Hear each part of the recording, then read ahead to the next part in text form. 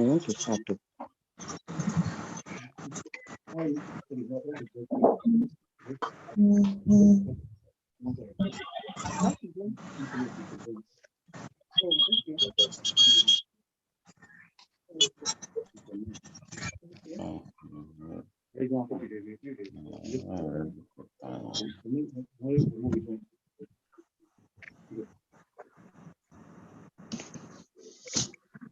Lọ́jọ́ kò fún wọn lọ́gbọ́n yìí.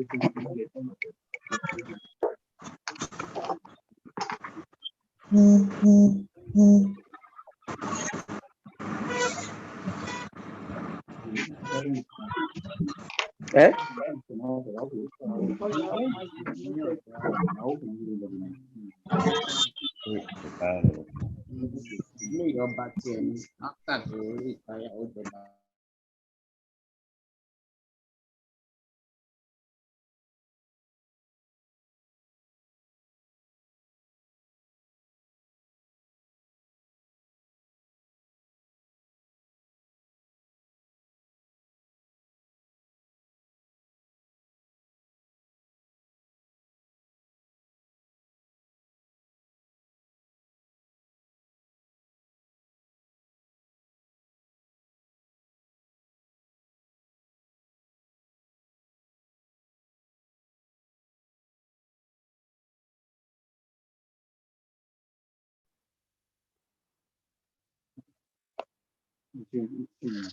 Okay. Kí ló tí ò lè dúró dáadáa?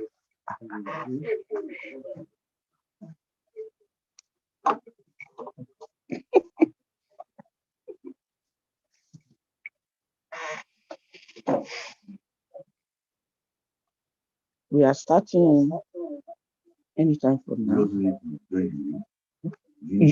No, don't join. You preferring some people.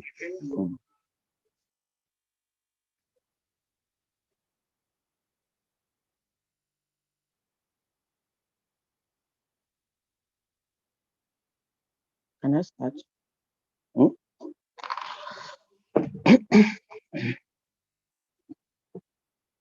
Good morning, everyone. To month of May hospital ground. This morning, we are bringing another department for this hospital ground. But before we start, I want to welcome our Chief Medical Director of University of Florida Teaching Hospital, Professor A.D. Yusuf, the Chairman MEC, Dr. Odega, the Deputy CMAG, Dr. Bujuoye and Dr. Utman. Here with us here in the control room, we have the HOD, hematology, Dr. Shitu EU, and the presenters from Department of Hematology. So we want to also welcome all the professors, the consultants, the pharmacists, the nurses, everyone in hospital community to this month's hospital grand round. You are all welcome.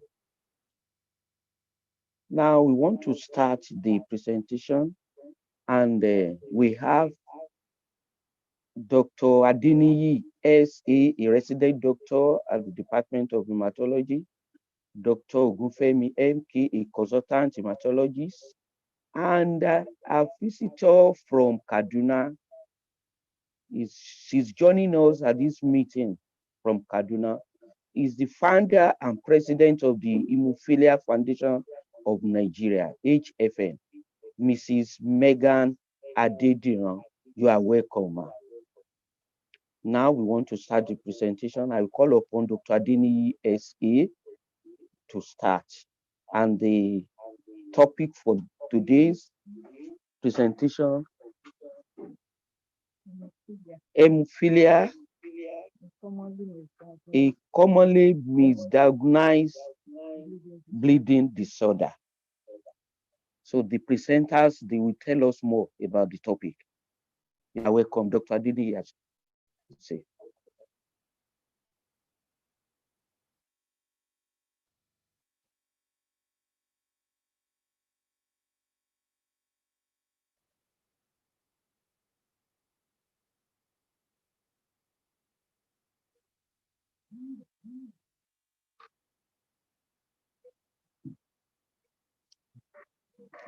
Mute me.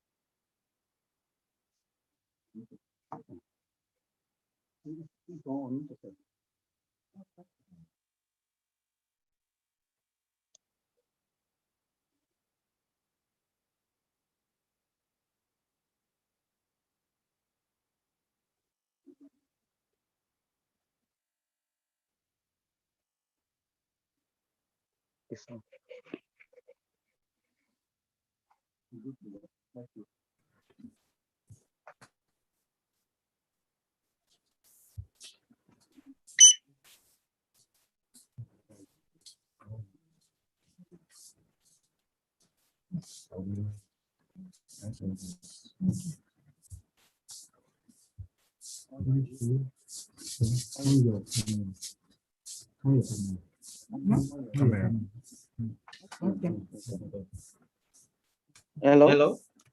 Okay. So we want to start the presentation. Once again, on behalf of Therapy Care Committee of UITH, we welcome you.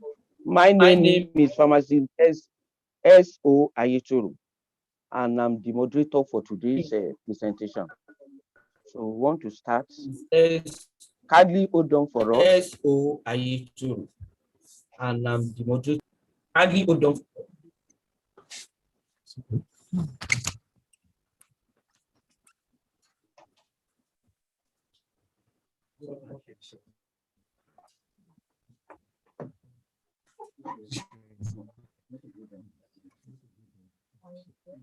Are you sure?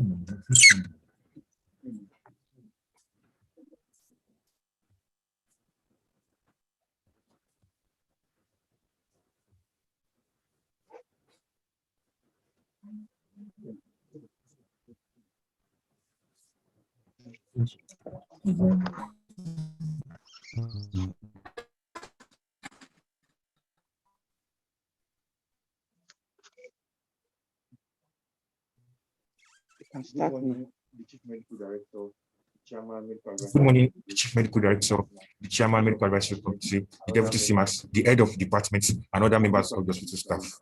I'm Dr. Adini Said, the Registrar in the Department of Hematology. This morning, I'm going to be doing the case presentations for the grand round. The first case is patient OM, a 5-year-old male who was brought by his mother on account of recurrent prolonged bleeding after feeding, which wasn't in his bed, and spontaneous swelling in different parts of the body. The prolonged bleeding was after the child had transition at 40 days of life. The bleeding continues after which it's suspended. There's history of continuous swelling of the ankles, forehead, and other parts of the body, which necessitated admissions. Most of us need to bleed before started crawling. There's no history of bleeding from no history of bone pains or yellowness of orifices or passage of bloody stools or urine. No history of bone pains or yellowness of eyes. They actually refer to our clinic.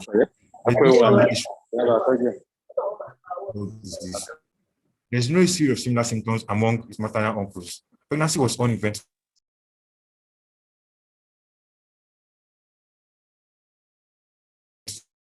And child is fully immunized. He's the second of 4 children born in a monogamous setting. His younger male siblings said, examination revealed a young child was active, not pale, anicteric, not febrile, not dilated, no severe peripheral lymph node enlargement, and no pededema. Chest was clinically clear. Abdominal examination revealed a swelling in the left lower thoracic region with surrounding area of dark skin discoloration. The swelling was slightly tender. This is a picture of the patient showing the swelling in the left lower thoracic region. At presentation, the swelling was resolving ecchymosis. An assessment of related bleed disorder, co-emotion, and its management.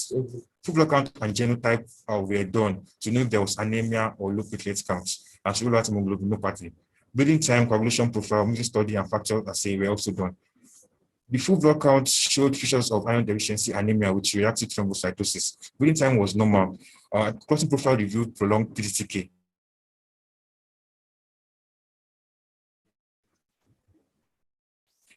Because the Muslim test was done, and on mixing the patient's plasma with digestive or factor VIII deficiency, and so an assessment of severe hemophilia A was made, and mother was educated, and the child was commenced on factor VIII prophylaxis at 15 international units per kilogram weekly. The second case is patient J.I., who is a 2.5-year-old male who was admitted via emergency pediatric unit on account of prolonged bleeding from injured lip of 10 days. The bleeding was initially torrential, but later in other sites. There is history of post-circumcision bleeding that necessitated admissions and transfusions in the past. There is history of spontaneous bleeds into the skin with occasional swellings. There was also history of prolonged bleeding in his maternal uncle who died some years ago. However, the cause of his death could not be ascertained. Examination reviewed a young child who was not in obvious distress. He was pale, anicteric. His lower lip was packed with blood-soaked gauze. If it was febrile, not dilated with no pededema. Cardiovascular system, chest and abdominal examination revealed no abnormality. So an assessment of prolonged post-traumatic bleeding, query inherited bleeding disorder was made. And following investigations were done for him. And his wound was changed and was commenced on empirical factor VIII treatment. On 3rd day of admission, bleeding had ceased, and the full blood count showed anemia.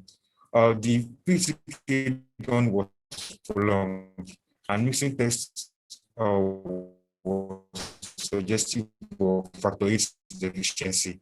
So assessment was that of a 2.5-year-old with hemophilia A. On 4th day of admission, he was discharged home to the week later at the clinic. There was no repeat bleeding since it was discharged. Some profile done showed prolonged bleeding made. Factor VIII acid that was done was also 1%, mean variant as hemophilia, severe hemophilia A. So it was commenced on weekly factor VIII prophylaxis. So what is hemophilia? I'm going to be discussing hemophilia using the following outline. Hemophilia is coined from 2 Latin words, haema and philia, meaning loving of bleeding. It is mostly an inherited bleeding disorder in which blood does not clot normally, and it results in excessive bleeding after injury. There are 2 main types of hemophilia, hemophilia A and hemophilia B. Hemophilia A, which is also known as classical hemophilia, is an X-linked recessive hereditary disorder that is due to defective or deficient factor VIII. It accounts for 80% of hemophilia. Hemophilia B is also known as Christmas disease, is due to the deficiency of factor IX. There's also hemophilia is a rare condition, but despite von Willebrand disease. Hemophilia A occurs in 1 in 5,000 to 10,000 live male births. Hemophilia B is less common. Hemophilia generally has no racial predilection. Pathophysiology. Whenever there's a damage to a blood vessel, it results in bleeding. The bleeding is arrested by the formation of the primary hemostatic plug and then the definitive hemostatic plug. The definitive hemostatic plug is formed by fibrin meshwork, which is formed by cross-linking of fibrin molecules. Factor 8 and factor 9 play vital roles in the pathways that latency of factor 8 or factor 9 in hemophilia. There's usually inadequate production of this fibrin, and it leads to prolonged bleeding in the patients. So the inheritance of hemophilia. For a couple that neither of them carry the defective gene, because the defective gene in hemophilia is found only in X chromosome, it's not present in Y chromosome. So for a couple where neither of them carry the affected gene, they'll give birth to children who do not have hemophilia, and the children do not also become carriers. So, for a father with hemophilia that is married to an unaffected mother that's also not a carrier, his daughter will inherit his X chromosome and be a carrier. His daughter will not be affected, and his son will not be affected, as his son will inherit his father's Y chromosome, which does not carry the factor 8 or factor 9 gene. So for a carrier mother that is married to a man that doesn't have hemophilia, the chances of her passing the defective gene to her child is 50-50. That is, each daughter has 50% chance of being a carrier, and each son has a 50% chance of having hemophilia. There's also spontaneous hemophilia. In this case, there's usually no family history of hemophilia, and it accounts for about 30% of cases of hemophilia. I've talked about this earlier. Hemophilia can be classified into severe, moderate, and mild hemophilia based on the factor 8 activity. In severe hemophilia, the factor 8 activity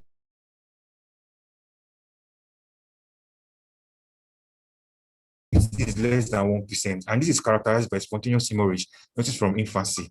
For moderate percent, and the parents usually have hemorrhage secondary to trauma or surgery with occasional hematosis. The third type of hemophilia is mild hemophilia, in which the factor activity is more than 5%, and hemorrhage is usually rare in this case. So hemophilia can be detected early because of the chronology of symptoms. For example, the child might have noticed to have febrile hematoma, that is a scalp swelling when child was delivered. There can also be prolonged cord bleeding, and by the time the male child is circumcised, the child might have prolonged post-circumcision bleeding lasting for several days or weeks. By the time the child starts growing tooth, there can also be prolonged bleeding from tooth eruption. And when the child starts crawling and walking, the child might develop bleeding into the joint, which is known as hematosis. These are pictures of some patients with hemophilia. On the top left and bottom left corner are infants with prolonged post-circumcision bleeding. In the middle is a child with prolonged bleeding following tooth eruption. On the top right corner and bottom left right corner are children with hemophilia also. One of them has right with HAEMATOMA, the other has right knee hematosis. Hematosis is the most common and painful of hemophilia. It generally affects one joint at a time, which is known as target joints, which is most commonly the knee joints. The complication of this is common hemophilia arthropathy. These are some of our patients with hemophilia. They have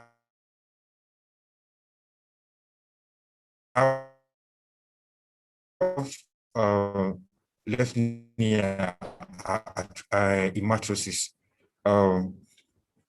This is also a picture, patient of a picture of a patient with hemophilia who has here. There can also be hematomas of the muscles of the calf, thigh, acute appendicitis if right-sided. The picture on the right side is that of the first case that was presented. There is a swelling in the left nostril region. The picture on his left side is that of his younger sibling, one of the twins. He has forehead hematoma. So these are pictures of hematomas in patients with hemophilia also. This is a picture of a 26-year-old man that is being managed at Lagos for hemophilia.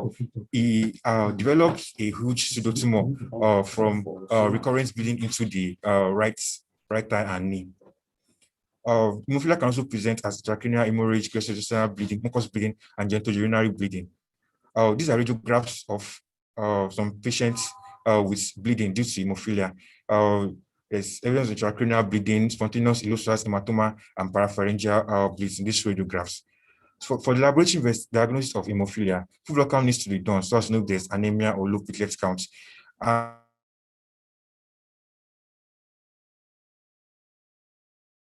And Coagulation study is a mandatory investigation that needs to be done for patient PCK with normal prothrombin time and bleeding time.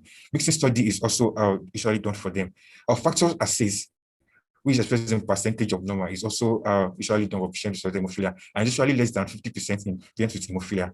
The result of hemophilia involves multidisciplinary team care involving different specialties. It involves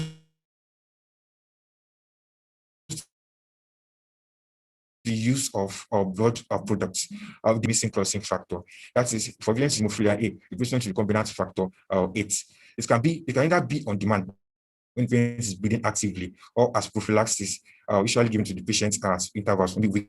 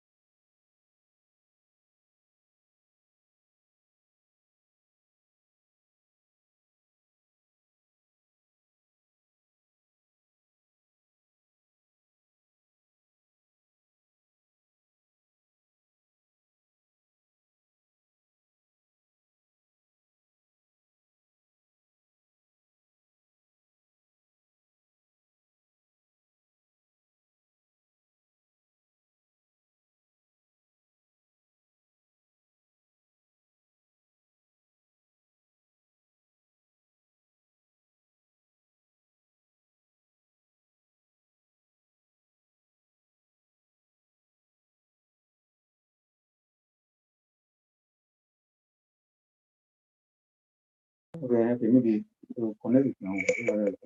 Can she use this one? Well, I need to share my slide. Is it not continuation of this? Yeah, but it won't show on your own. No more audio, please. They said no more audio, please. Okay. Kindly hold on for us. We are trying to adjust the network. Okay.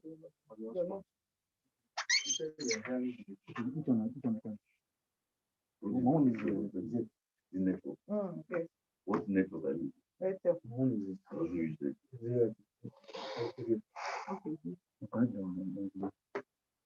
Audio has returned. We can hear you now. We continue. They said audio has returned. The audio is back. Okay, thank you.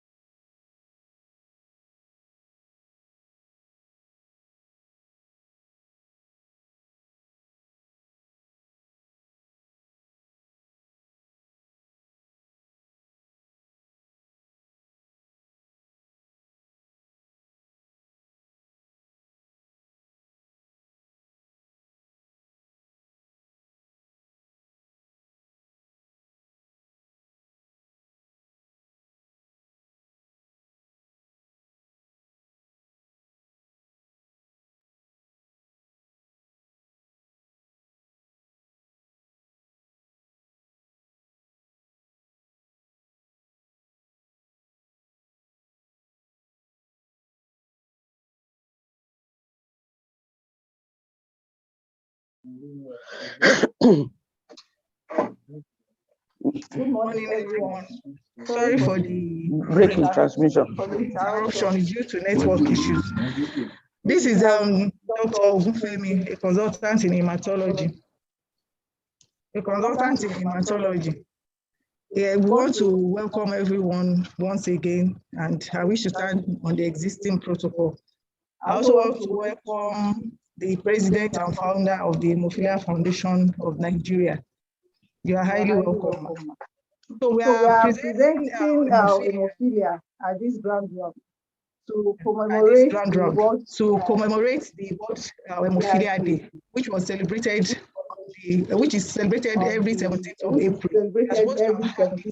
Presentation last month. And more importantly, we are presenting hemophilia to bring an awareness to the general hospital community, because we found out that many people are not aware about hemophilia, and it is even believed that we don't have cases of hemophilia in Nigeria. So I'm sure from the presentation that was made earlier, we all know now that we have hemophilia not only in Nigeria, we also have patients in PATH as well.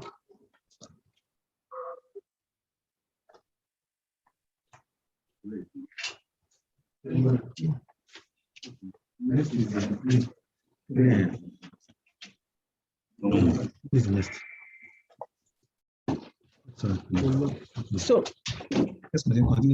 okay, in the last 5 years, so what has been our experience with hemophilia in UITH? Presently, we have 10 pediatric patients being managed as a case of hemophilia, 4 of which have their diagnosis confirmed. I'm sorry, I can't show the table now. I don't know what's wrong. But there's a table showing the patients we are presently managing, and the age of presentation ranges between 23 months to 12 years. Usually, most of our patients, they present around 3 years, and the ones that are 23 months are the set of twins, which are siblings to the first case that was presented. So that was why they presented early. So usually by the time our patients come in, they had already developed hematrosis.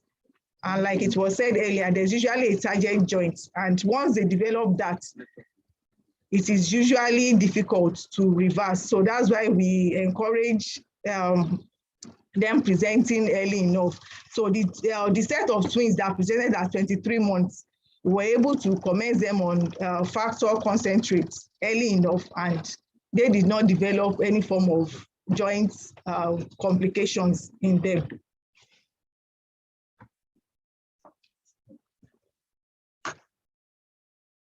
So in 2016, University of Ilorin Teaching Hospital became one of the hemophilia treatment centers in Nigeria, out of the 13 treatment centers we have. And presently, we have a total of 638 registered patients, patients with hemophilia, registered with the Haemophilia Foundation of Nigeria. And like we said, this is far below the number that is expected, because from what was presented earlier, the prevalence of hemophilia is said to be 1 in 5,000 to 1 in 10,000. So that means in Nigeria, with a population of over 200 million, we expect to have about 20,000 patients with hemophilia. So that means there are so many other patients, so many other children that are bleeding away and eventually dying in our various communities, and with nobody suspecting hemophilia. And also, we have some other cases with hemophilia B, which is not as common as hemophilia A, because it's said that 80% of cases usually have the classical hemophilia, and about 17% of our patients have their diagnosis yet to be confirmed, which we'll get to know why this is so by the time we discuss the challenges. So far, a total of 235,426 international units of factor VIII concentrates have been received till date in the management of our patients. And this is courtesy of the Haemophilia Foundation of Nigeria through the World Federation of Haemophilia, Before now, as it was said, during in the management of the patient, before now, we used to manage our patients with the use of fresh whole blood or blood products. And we know what it takes to get blood donors and the amounts that will be needed. Like we use fresh frozen plasma and cryo precipitate, which has a lot of factor VIII concentrate in them. But to get donors, and recently too, we have issues with our cold centrifuge. So before now, we use blood products to manage them. Well, with the advent of the factor VIII concentrates, that's has been, we no longer use that, and our patients benefit from the factor VIII concentrates that is being used. So these are the various factor VIII concentrates that we have received from the World Federation of Haemophilia. We have used the plasma-derived concentrate, and we have also presently we have the recombinant factor VIII concentrates as well, which is usually given once or twice weekly, depending on how the patient responds to treatment. So what are the challenges that is being faced in the management of our patients? There is usually delay in diagnosis, and most of the time, the parents of these patients are usually ignorant. They are usually ignorant of the condition the patient has, and most of the parents are not even educated.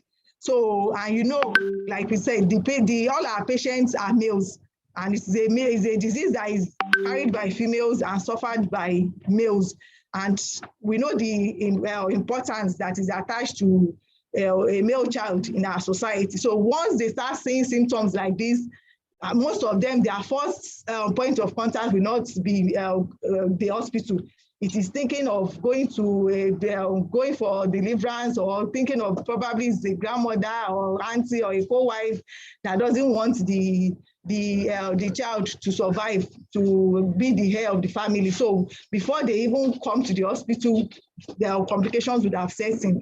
And even when they eventually present at the hospital, there's usually a lack of high index of suspicion on the part of the healthcare professionals, because part of the complication that was discussed that could occur in this patient is intracranial hemorrhage.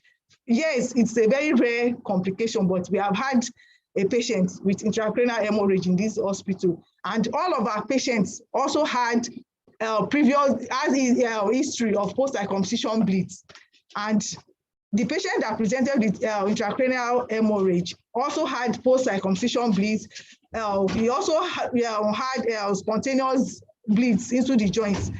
And when he presented to the hospital with convulsion. However, before then, he has been to several hospitals. And by the time he even presented with convulsions, nobody suspected it could be hemophilia. And it was after the 10th day on admission that we were invited to see.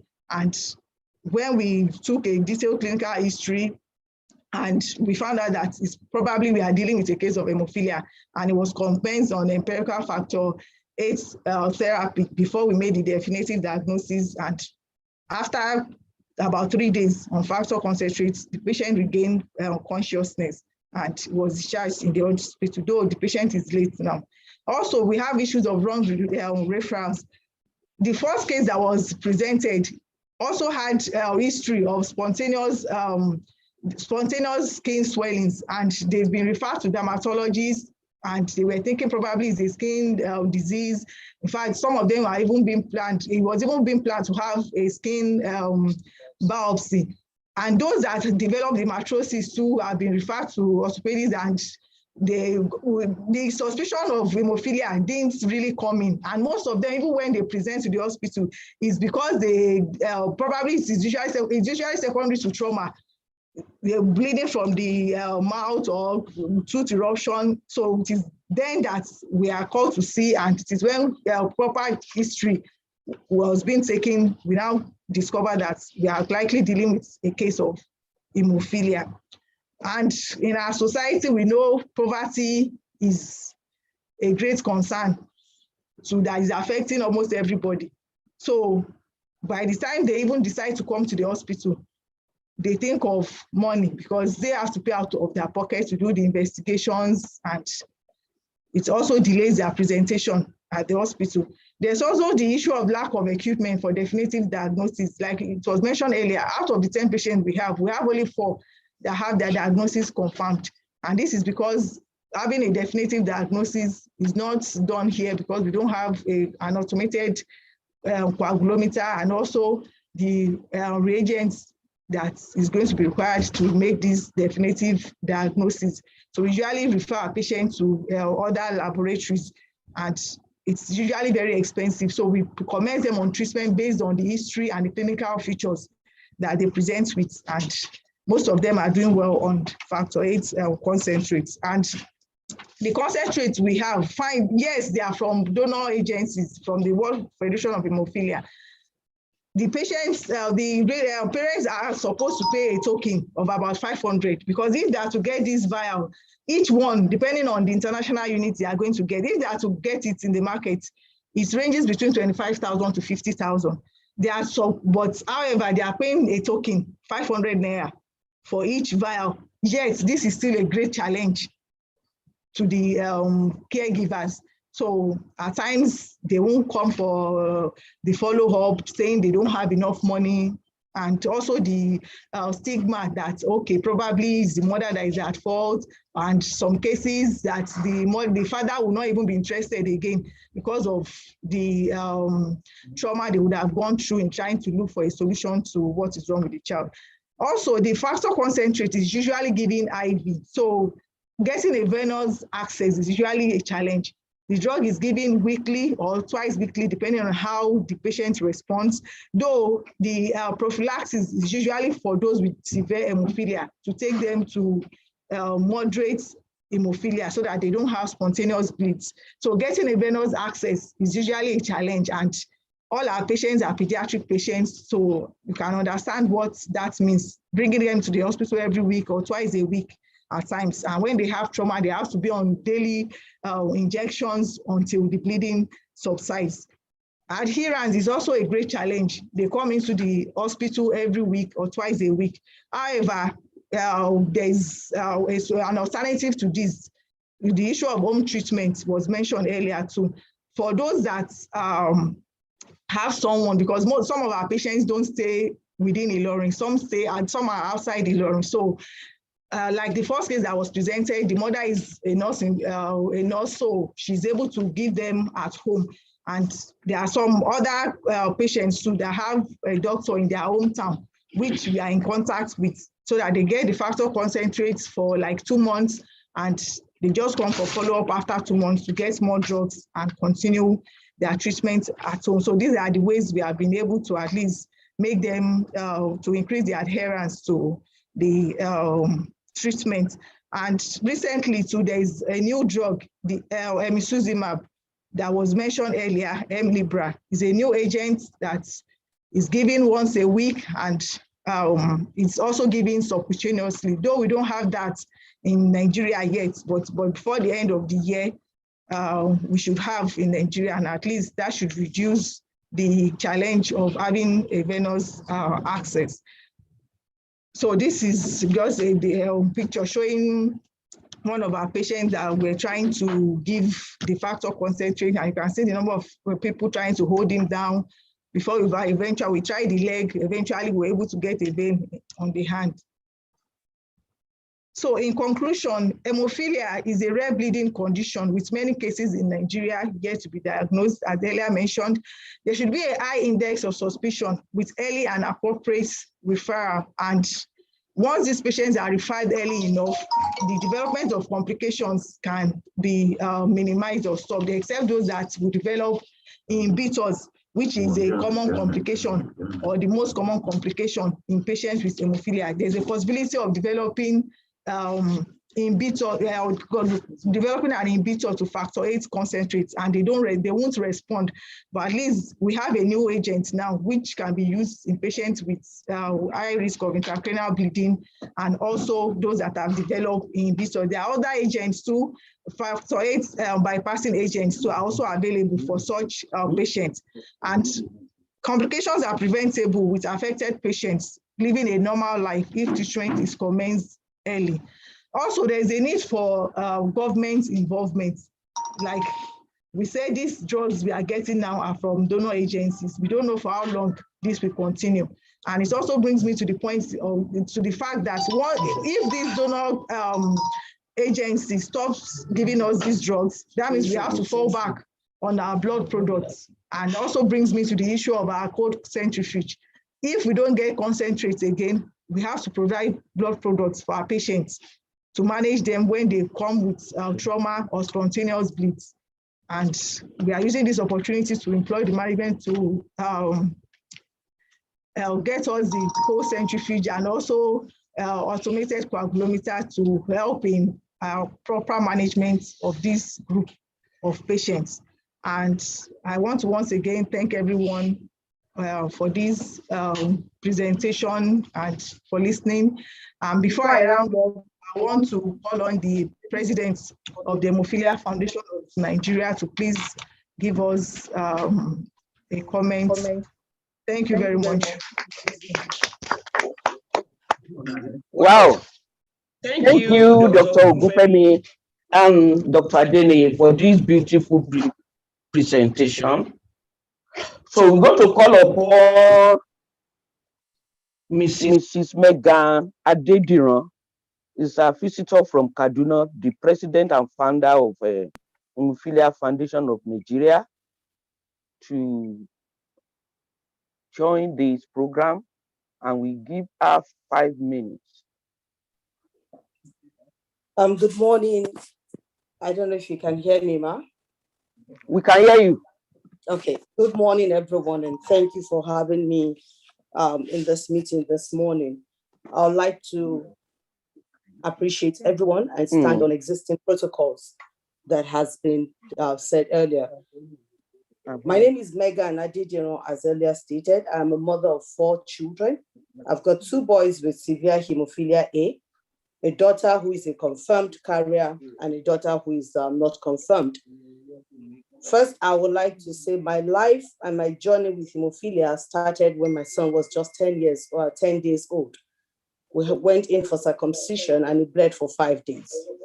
And like Dr. Mutiat earlier said, the issue of the high index of suspicion, we were in and out of hospital for months, 1 year, 9 months before he was eventually being diagnosed with hemophilia. And even then, there was no definite diagnosis of whether it was hemophilia A or B, as it wasn't being able to be done. My son went through his first 8 years of life, depending on whole blood transfusions to stay alive. My first son has a 0.014% of factor 8 activity, and that means even without anything, he's prone to have a bleed. My son had bleeds ranging from 5 days to a bleed that lasted for 21 days. And all of these bleeds were managed at a tertiary institution, not at a private hospital or a primary health center. But still, there was nothing to be done. I was a mother that was traumatized. I was a mother living with no help. The hospitals that were supposed to be my source of succor, so nobody seems to know what to do. I come from a family that has a history of hemophilia, though none of them was ever diagnosed. My great-grandmother lost 4 sons. My grandmother lost 9 sons, and nobody ever diagnosed any of them with hemophilia. And there came my son, and I was living in darkness. And that led me to starting the Haemophilia Foundation of Nigeria in 2005. Now, what always bothers me is that the first recorded patient in Nigeria was diagnosed in 1969. How come 51 years after that, we're still talking about low index of suspicion among healthcare providers? And that is just where I want to advocate for more of this. Hemophilia is not meant to be managed at only the hematology department. Hemophilia requires a multidisciplinary team to handle it. We need a dentist on board because, like you saw, it could be tooth eruption. We need an orthopedic on board because they could have joint deformity. We need the pediatrics, we need the surgeons because, like any other person, they could also have other complications. A person with hemophilia could have appendix and need surgery. So we need the surgeons on board to understand. We need to have everyone on board in order to give them the proper care that they deserve. When HFN started, we started with just my son in 2005. But today, like Dr. Mutiat said, we have 638 patients across the country, and that looks like a huge number, but it's not. That's just about 2% of our identification rate. We're expected to have over 20,000 Nigerians. We're seated in this Zoom meeting now. Unknown to us, a child might have bled to death in one village because nobody knows what to do. We need to put our hands on deck. I want to say that one thing I wanted to point my attention to is that Dr. Mutiat, for your presentation, you used the South African Haemophilia Foundation logo and not your Nigerian logo. So please next time use our logo for your presentation. That's on a lighter note. We talked about females being carriers. There are actually some females who can also present with bleeds and also have bleeding disorders. I am classified as a mild hemophilia because I've got 30% of factor 8 activity, and that makes me a bleeder. I have spontaneous bleeds, like she said, bleeding under my skin when I was growing up. I used to have heavy menorrhagia. And after my fourth son, I actually had to request for an hysterectomy just to control my bleeding of my menstrual cycle. So we also need the gynecologist on board. It's not every menorrhagia that has to be fibroid. Some of these women might have underlying bleeding disorders. We have a high rate of postpartum hemorrhage history in our country. What are we doing about looking at women closely when it comes to bleeding disorder? So far, we have been able as an organization to set up 13 HTCs across the country, of which UITH is one of them. About 5 years ago, UITH came on board. Presently, we are in the process of getting the government to include hemophilia into the NCD policy. And I want to say that Dr. Mutiat raised some points that I would just quickly want to talk about. On the issue of wrong referrals, I think what we need to do is to have more collaborations among departments. When we work better hand in hand, we will be able to avoid these wrong referrals. On the issue of diagnosis, I join my voice with hers to plead the hospital management to get an automated coagulometer for the department. I can guarantee you that from Haemophilia Foundation of Nigeria and the WFH, we will be able to support the department with reagent for a period of time. And at those periods, that could actually remove the cost of payment for patients when they pay for diagnosis. For treatment products, 250 international units of factor concentrate is actually 125,000 naira, which a child uses 2 times a week. And that means he's using about 8 vials in a month. How many families can afford that? She spoke about Hemlibra, which should be arriving in Nigeria by the middle of June. We're starting with 43 patients. A vial of 30 milligrams is about 1.3 million. How many families can afford that? So we actually need government, and we are hoping that government will come on board because, like I always say, donations cannot last forever. Adherence, I want to encourage that we have more nurses that will be involved in hemophilia care. That way we'll be able to set up home visitations and see if these families are actually adhering to what the doctor said. Finally, the only way and the best way to manage these patients is with multidisciplinary team. The foundation is here. We are not planning to take away the job from you as healthcare providers. We are only here to make the job better. My son, my 2 sons, and all other boys in this country need you in order for them to live. I've got 2 sons with hemophilia. I'm looking at having great-grandsons who might have hemophilia. I don't want them to develop a target joint by the age of 5, like my first son did. So please, let's put hands on deck. Let's find the ones that we have not found. Let's manage the ones that we have better. Thank you.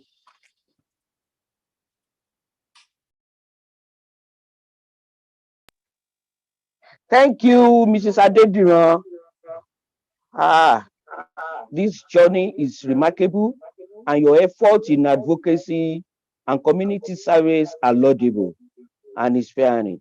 This is according to one of our doctors here, and we all say kudos to your foundation. Thank you, ma. To your foundation. Thank you, ma. So now we want to take some questions. We want to call upon our presenter to answer some questions that have passed to her. So, Mrs. Ogufemi, you are going to if you have any question, if you have any questions, please raise up your hand. Call you. And we will call you. We'll call you to ask your question. To ask your question. Or you write on the chat platform. So over to you, Dr. Ogufemi. Okay, thank you very much, the President, Haemophilia Foundation of Nigeria. And I also want to thank everyone for listening. So I have some questions here. The first one is there ongoing research for long-acting preparations of the clotting factor concentrate? Yes, like I mentioned, I showed some drugs that we have received so far. Amongst it, there's one that is written Eloctate. That is a longer acting factor S concentrate compared to the other ones. And we also mentioned the new agent, Libra, which is given once weekly. And not only that, it is also given subcutaneously, rather than the intravenous that we give for the other ones. Another one is there a pharmacological basis where there is no medication or concentrate with longer? I don't seem to get this question. So I think it's still the same. It's still the same question. So I think Libra is a new agent that I think is highly welcome, and it will ease the stress of looking for a venous access, and it's given once a week. And not only that, it can be used for patients who have developed inhibitors, which I said is the most common complication, because you can imagine a patient with with haemophilia coming in, probably with intracranial hemorrhage or bleeding into the joints, and you need to intervene, and you now discover the patient has developed inhibitors. It's really a great challenge that will be distressing to the doctors and the caregivers as well. So I think Libra has really come at the right time, because it can be used in patients with inhibitors. Then there's another question on why is Haemophilia B called Christmas disease? It is called so because it was named after the first patient, a boy called Christmas, David Christmas. So it was named after a boy with Haemophilia B. And Haemophilia B is due to factor 9 deficiency, but clinically you can't distinguish whether a patient has Haemophilia A, because the bleeding pattern is the same. It is only when you go to the laboratory and you do some investigations, like was mentioned earlier. When you do a mixing study, I think there was a question that was asked again that can Haemophilia be diagnosed here in UITH? Yes, Haemophilia can be diagnosed in UITH. From the clinical presentation and in the laboratory, the mixing study was mentioned, because when a patient with suspected Haemophilia presents, usually they will have a prolonged PCTK with the PT, bleeding time, and other hemostatic investigations being normal. It's usually only the PCTK that will be prolonged. And there are so many reasons there are so many things that can cause that. But from the detailed clinical history and examination, it's likely going to help in guiding to the appropriate investigations to be done, because patients with inhibitors can have prolonged PTCK. Patients with DIC2 can have prolonged PTC care as well. So when you do your correction study by taking a normal plasma, we detect plasma. That is the first step. So when you do that and it's corrected, most likely you know you are dealing with a factor deficiency. So for you to now diagnose hemophilia, you need an aged plasma or absorbed plasma. And aged plasma, it was easy for us to get here. Absorbed plasma needs to undergo some other processes for you to get that. But when you do the aged plasma and it is corrected, this factor, patient has factor 9. Probably you now know that factor 8 is what the patient lacks. So with that, we are able to say, yes, this patient has factor 8 deficiency. But for us to now know the percentage activity, that is what we now send for. We send the patient to other laboratories to be able to know whether this patient has mild, moderate, or severe, because that will guide our management of the patient, whether the patient will require prophylaxis or not. Prophylaxis is for patients with severe hemophilia, because they are the ones at risk of having spontaneous bleeds. Other patients with mild or moderate are usually treated when they have trauma or when they are about to go for surgery. Thank you. Thank you, Ma. So we have seen some people that raise up their hands. There is one Dr. Medina using Techno Camon. Are you still there? Please ask your question.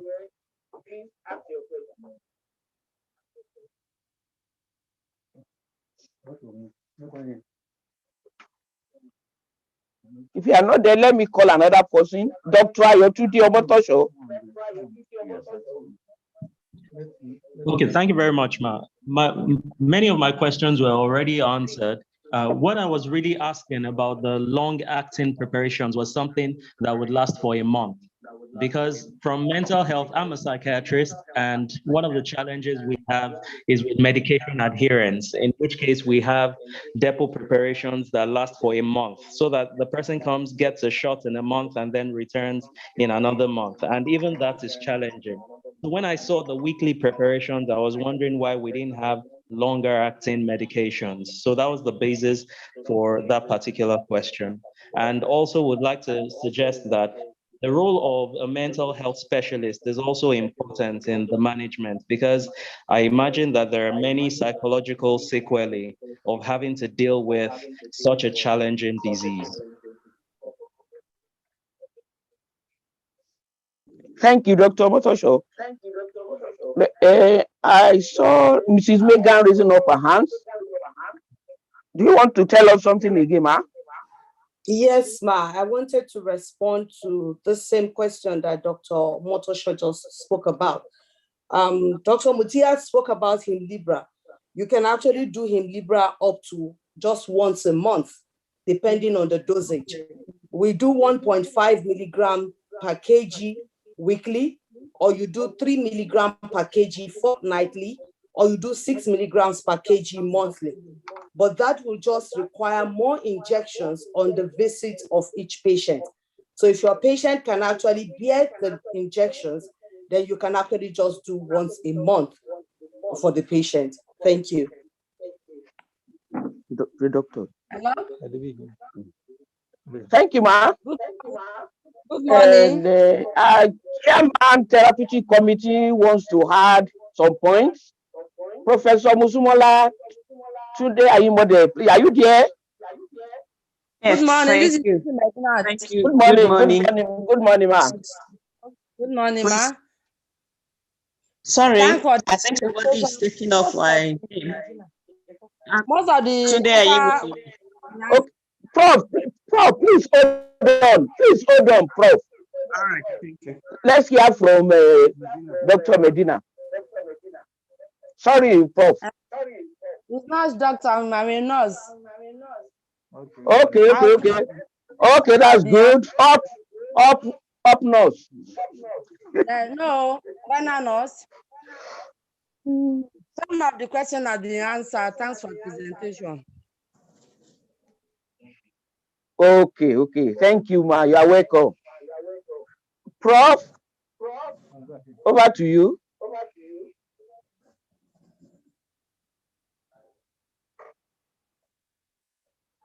Professor Tunde Ayimode. Yes, thank you. Good morning. And thanks for the stimulating and educative presentation.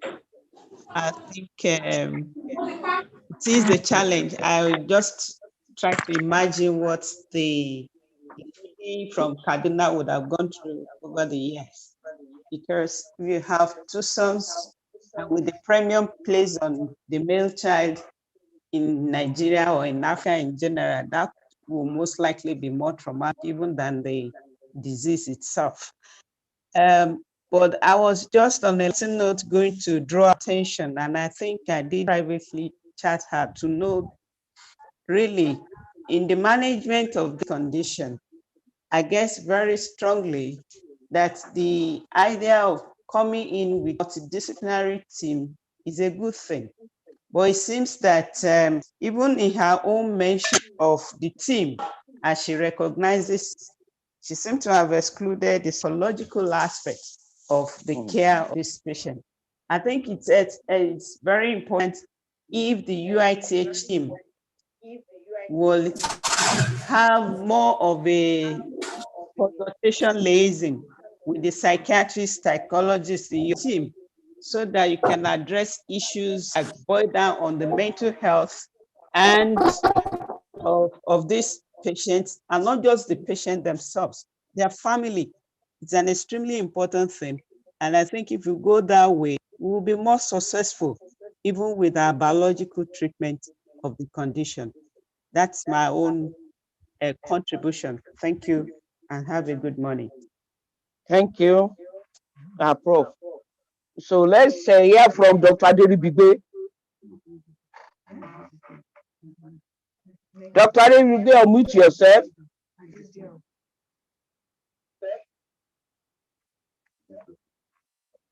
Dr. Aderibigbe, unmute yourself. Okay. Are you hearing me? Yes, we are hearing you.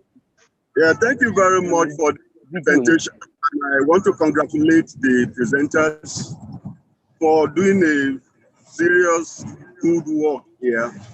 More so that we involved the foundation that is involved in this type of treatment. I'm really excited that what we are going to be hearing is what we are now having. A well-informed patient will do better than even a doctor. Now you can see that the information that Mrs. Adediran, Adediran, you are correct. Adediran, you are correct. Yeah,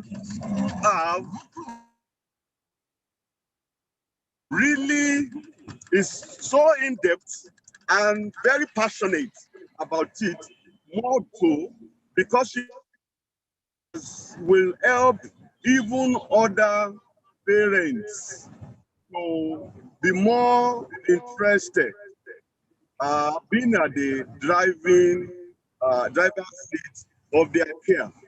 So I really want to appreciate the foundation to encourage other foundations that are being more important.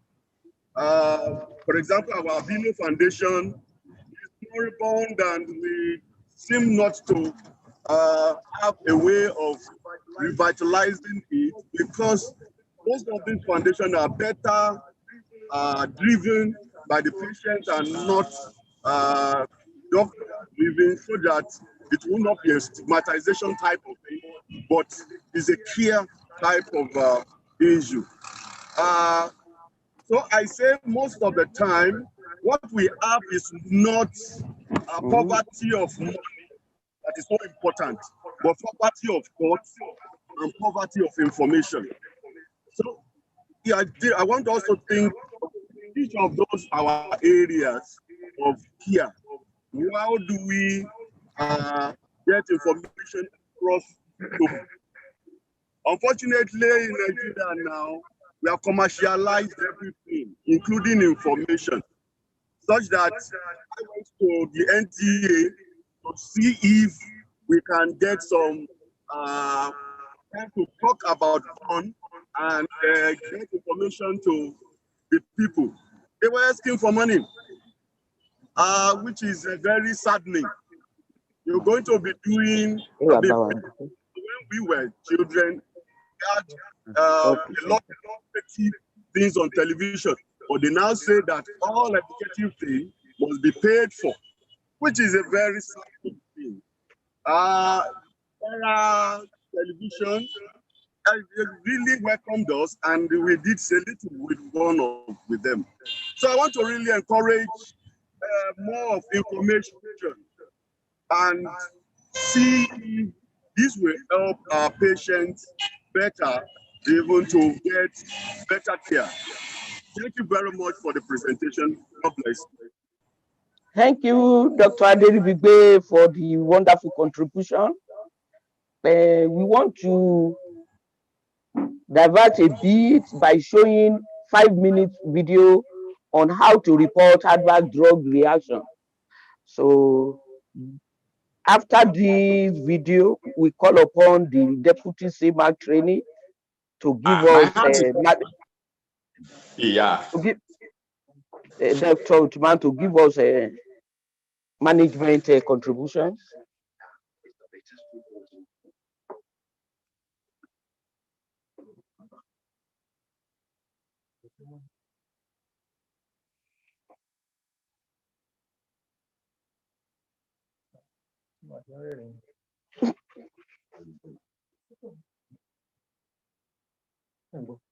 No. Tool introduced by the National Agency for Food, Drug Administration and Control in November 2020 as part of the Innovative Medicines Initiative project. The app is made available to the public in collaboration with World Health Organization, Uppsala Monitoring Center, Medicines and Healthcare Products Regulatory Agency, UK, and National Agency for Food, Drugs and Administration and Control, NAFDAC. The Med Safety app allows users to track safety information of medicines, vaccines, and other health products, report adverse drug reaction to a medicine or vaccine, and view data on suspected side effects. When you have received your COVID-19 vaccine, you can use the Med Safety app to report any adverse reaction or side effect you may feel. The app can be used by anybody, irrespective of whether you are a medical practitioner or not. You, your family, and friends, everyone can download and use the Med Safety app to report adverse drug reaction. Just search for Med Safety on Google Play Store for Android and App Store for iOS. When using the app for the first time, the user needs to select his or her region. In this case, Nigeria, and also choose the preferred language of choice. The user will then be taken to the login page where you create an account by providing your email and password, or proceed as a guest. To create an account, you are required to provide the following details: reporter type, example, physician or pharmacist, as well as their name and email address, password with at least 9 characters with 1 uppercase letter and a number. Read the privacy statement and accept. Once you are logged in, the user is presented with a number of tabs, which includes news, products, and watch lists. Under the Report tab, the user can report a new suspected adverse drug reaction, ADR. On opening a new report, the user is prompted to input patient details, which include initials, sex, and date of birth. The user is then required to input details of the suspected medicine. These include suspected medicine name, other drug details such as strength, batch, dosage details. Multiple suspect drugs and concomitant drugs can be added at any time. The report can be saved and completed at a later time. A saved report can be found on pending reports and can be continued by clicking on the report and continuing from where the user stopped. Enter reaction details, reaction date and outcomes. Multiple suspects' reaction can also be added. Also, further details about the report can also be included, such as did the reaction cause prolonged hospitalization, disability, congenital anomaly, or birth defect, life-threatening results in deaths, and so on. Finally, you can also add details of any relevant medical history before submitting the report. The user receives a message on the app confirming submission and acknowledgement in the mail for submission. Reports can be created and saved without internet connection and be sent whenever internet connection is available. The product tabs show all medicines in the NAFDAC list database. It's easier to navigate to a drug or vaccine of interest, and this data is obtained from the WHO Uppsala Monitoring Center. User can also add products of interest to their watch list to get the latest information on the drugs. All products added to the watch list can be viewed in the watch list tab. The News tab displays drug safety information by NAFDAC. This is usually up to date with drug safety information. Registered users can also edit their profile or change app settings. For more information on the app, please contact the National Pharmacovigilance Center (NPC) at NAFDAC headquarters, plot 2032, Olusegun Obasanjo Way, Wuse Zone 7, Abuja, or call 09290511110 or send email to medsafetyapp@nafdac.gov.ng or pharmacovigilance@nafdac.gov.ng. Thank you for listening. I saw Dr. Olokonla raising up his hand. We don't want to go without listening to him. Please, Dr. Olokonla, unmute yourself to ask your question. You are. Thank you, ma. You can hear me? Yes, sir. Very well. I want to thank the foundation. I want to thank UITH and the unit that is doing this presentation. Ms. Adenira in particular, she has shown an effort of what an individual can do for humanity. And it's what really being emulated. So I want to add that if a foundation is giving us a drug free of 100,000, and because of 500 naira, one way or the other, the patient may find it difficult. I think the bodies would collaborate with UITH. So if we have got that far free, the UITH itself, I think should be able to forgo the 500 naira, so that the patient will be sure that not because of a 500, 700, 1,000, they are missing the drug. With from pediatrics, we do witness that a lot. It is not an uncommon thing. So that's what I want to add. I really thank Ms. Adenina in particular for the efforts, and may God increase her in efforts. Thank you very much. Thank you, Dr. Olokonla. In fact, you are reading my mind. That was what I want to say to the management before you ask your question. Thank you for that contribution. Before we call upon Deputy CMA training, HOD Hematology is online. He wants to tell us something. Just 1 minute. Dr. Shitu, unmute yourself and contribute. Thank you very much. Good morning. I want to appreciate the management, starting from the Chief Medical Director and other top members of the members of top management committee of this hospital for giving us the opportunity to present this disorder. From the topic, the disorder is commonly misdiagnosed inherited bleeding disorders.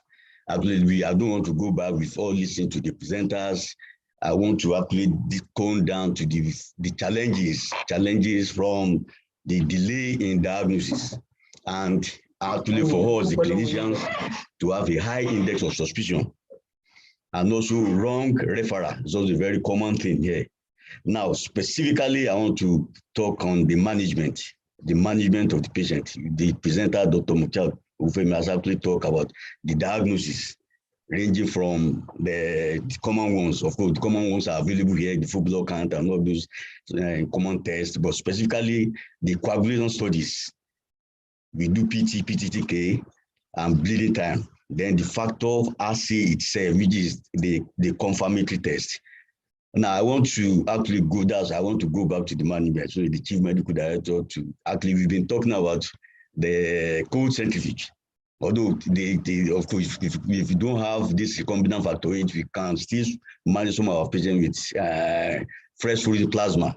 So the issue of our cold centrifuge is still very important, and also the coagulometer.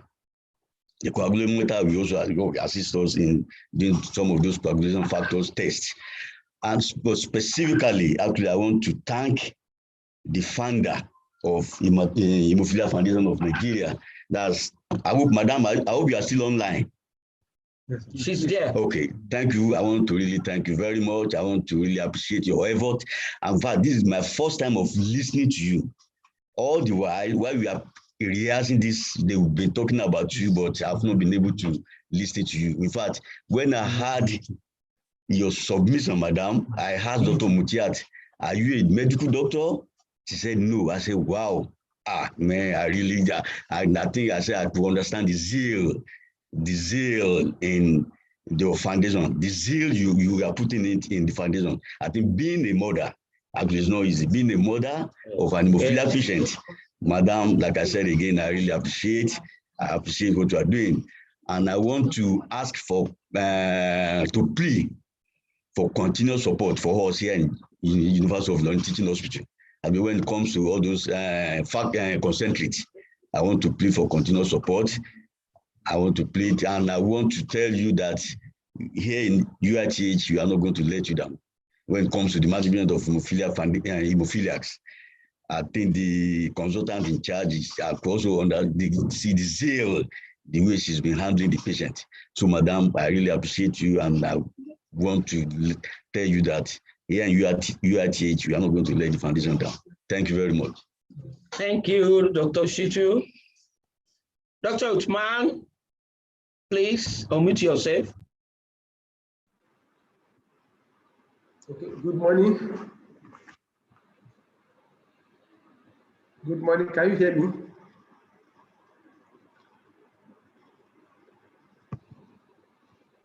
Yes, Hello, we can hear you. Okay, good, thank you. The heads of department, professors, members of the therapeutic care committee, members of the hospital committee, ladies and gentlemen, on behalf of the CMD, Professor Idi Yusuf, and the CMAC, Dr. Elo Odega, both of whom are unavoidably absent at this program. They are busy with other official engagements. I bring their well wishes to you. I want to commend the presenters for doing very good work. Despite technical issues, they were able to do justice to the presentation. They've been able to enlighten us on the need to have a high index of suspicion in making diagnosis of hemophilia. Contrary to the popular view that is a rare condition, that like even some may see it as a foreign disease, but today it has been established that it's among us here, and we have to do a lot to be able to pick them and be able to treat them appropriately. I want to thank our guests too, the founder and the president of Haemophilia Foundation in Nigeria, as well as the Haemophilia Federation worldwide, for their continued support to our center. I know the choice of UITH as one of the 13 treatment centers is not by accident. It's definitely due to our antecedents in providing excellent care to patients, and we are not relenting on that. So it's on that note that I want to say that the challenges being faced by the department is being noted, particularly regarding co-centrifuge and automated coagulometer. It will be appropriately escalated, and something will be done about it. Again, concerning the awareness, I want the committee and the department to look again in one direction. We are serving a larger community, and even the bulk of referral we see will definitely come from outside the hospital. And alluding to what Dr. Adebigbe said earlier, that we need to engage the larger society. So we might look at possibility of making maybe small checklists, and again, possibly engaging some association of care providers, like Association of General Medical Practitioners and other practitioners in the town that probably see some of these patients before they are being referred here, so as to be able to guide them appropriately in early referral to our treatment center here. So I want to thank everybody once again. God bless you.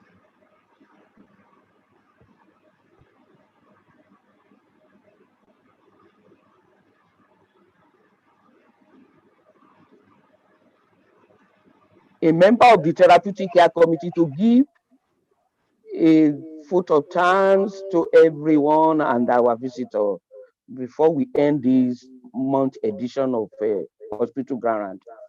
Dr. Kuranga, you're online. Okay, thank you, Ma.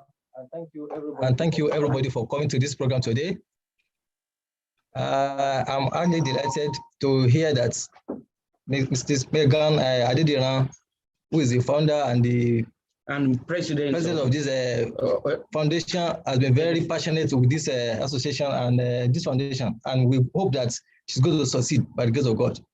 I also want to thank the management for giving us this opportunity to host this program today, and for particularly the CMAC training that is in our present, that represent the CMD. I'm sure that the message is going to get to the CMD eventually, and so all the things that has been requested may be answered. Professor Fawole is also in our midst. We also recognize your presence and all the other consultants that are in our midst. We also appreciate the presence of all the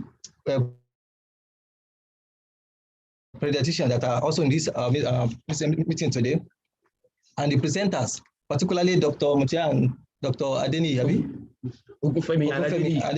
for all the and the HOD for all the presented. But my comments also on this presentation on this is that we're looking for the medical team. We want a large team to manage hemophilia, and I think the best advocacy team to actually cohabit in this program is the family medicine.